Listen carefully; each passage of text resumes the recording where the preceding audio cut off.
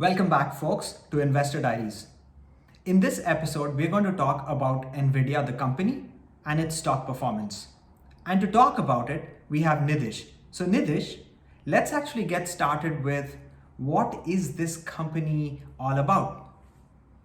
Thanks for having me, Appy, and welcome to this episode. So let's start with an overview of the company.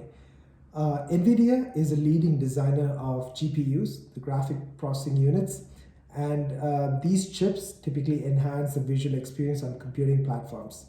The firm's chips are used in a variety of markets, including high-end gaming and data centers. NVIDIA's chips are very popular with gaming enthusiasts. PC gaming enthusiasts generally purchase high-end discrete GPUs offered by the likes of Nvidia and AMD.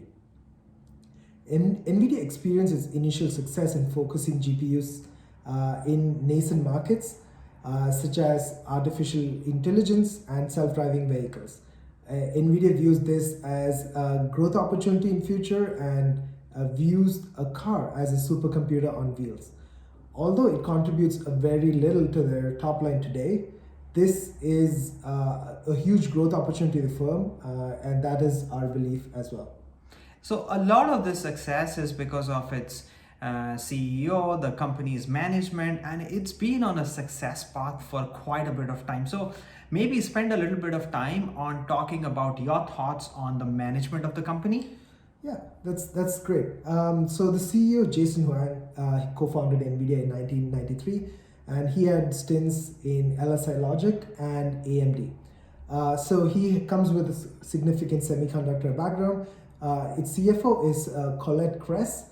She became CEO in September 2013 and had worked on Cisco previously. So the management had significant experience in the semiconductor industry before coming on to NVIDIA. Also, a key thing to call out here is that NVIDIA's management had shown significant interest and willingness to invest in new opportunities in the past several years outside of their core PC graphic processor business. As a result, these initiatives has propelled NVIDIA to be a key player in the artificial intelligence accelerator market with GPUs for AI training and inference workloads. The firm has also sought to drive a push towards autonomous driving with its Drive PX platform. So, on that note, Nitish, maybe what do you think is the reason for its success, or rather, some of the growth drivers that have led NVIDIA to what its position is today? So, in the past, NVIDIA has been very aggressive and very focused on investing in opportunities that they find are going to drive in future. The firm has periodically made acquisitions. One notable acquisition was the $367 million purchase of Icera in 2011, which was a baseband processor firm. This was to complement NVIDIA's foray into mobile devices. However, in 2015, NVIDIA wound down its Icera modem operations primarily because of its shift in strategy and to focus on high growth opportunities such as gaming, automotive, AI acceleration. The reason I call this out is this signals management's view towards not dwelling too much on the past acquisitions, but showing it signals that they are ready to wound down operations which they don't think is going to contribute to the top line in the future. Apart from this, the management also has made a couple of other shrewd acquisitions in the past. In March 2019, NVIDIA announced it will acquire Israeli-based Mellanox Technologies for $6.9 billion or $125 per share in cash. Mellanox sells networking products that focus on efficient data transfer in data centers via its InfiniBand and Ethernet technologies for interconnects. This is going to significantly propel its chips in the data center technologies. So, acquisitions have been a key growth driver for NVIDIA's success in the past. So, Nitish, maybe if you can talk through some of the recent news that's been doing the rounds, such as the ARM acquisition for about $40 billion. Yeah, so in September 2020, NVIDIA announced that it would acquire ARM from SoftBank Group, and the transaction's value is rumored to be about $40 billion. Similar to SoftBank's vision, AMD expects to bolster ARM's R&D budget to realize its data center vision and contribute to its data center line of business. But based on the regulatory risk associated with this deal, keep in mind this is the largest deal in the history of the semiconductor industry.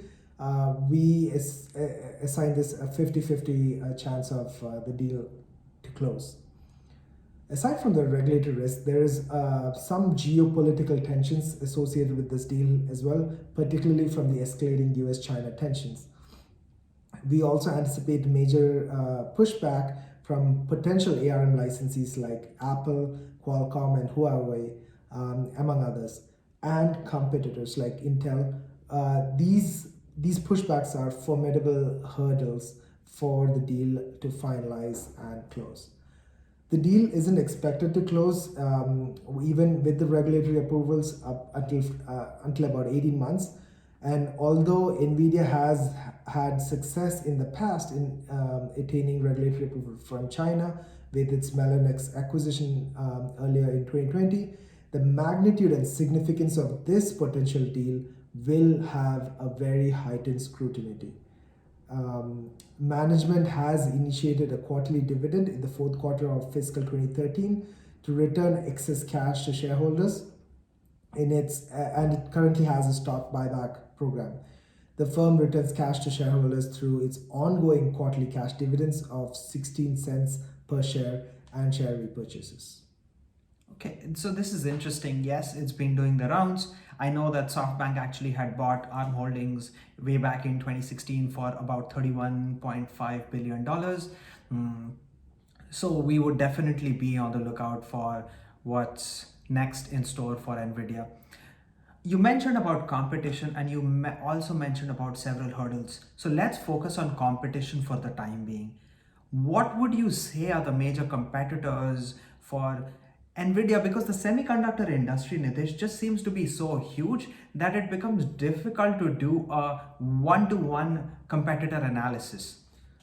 Yeah, so NVIDIA's top competitors include Broadcom, Xilinx, AMD, Intel, and Qualcomm. And among them, AMD is always regarded as its longtime rival. In fact, Jason has even cut its teeth in AMD prior to co-founding NVIDIA. NVIDIA is the originator and leader in discrete graphics and has captured a lion's share of the market from its longtime rival in AMD. And to stay at the forefront of the GPU technology, NVIDIA has a large R&D budget relative to AMD and other small GPU suppliers. Additionally, AMD is also rumored to buy Xilinx for $30 billion, and this deal is highly regarded as a counter to AMD's acquisition of ARM. Both the deals are subject to regulatory approvals. However, if both goes through successfully, that would consolidate their position as two leaders in the semiconductor segment.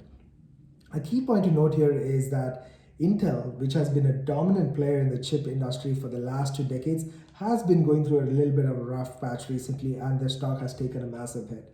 I'm sure we all recognize with the Intel Inside sticker we have in our computers. For a long time, Intel has been delivering the chips that power our computers, but now has been facing stiff competition from AMD and the other chip processors.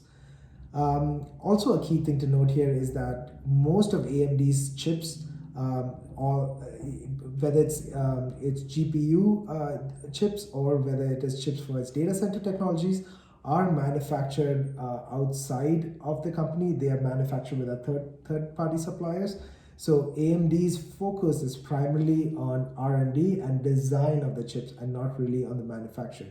This is a key call out here because recently Intel had been experiencing a lot of issues with respect to manufacturing and production of the chips. Yeah, and this is a key point that we would like to highlight, and that's probably the distinction between a design giant, which would be say NVIDIA, and a manufacturing giant, which would be say TSMC, because they have foundries, so on and so forth. So looking ahead, as far as say the stock price is concerned, there's been a massive momentum in the stock price of the company. Yes, and if you look at where the stock was in March of this year, it's grown in leaps and bounds. So maybe Nitish, if you can tell us a little bit about the stock price of the company, it will be helpful for our viewers. Yeah. So in the past few months, Nvidia has created a lot of buzz in the markets, especially with news coming out that it is focusing on its on the autonomous driving technology, and it views car as a supercomputer on wheels. It views that the future would be self-driving vehicles.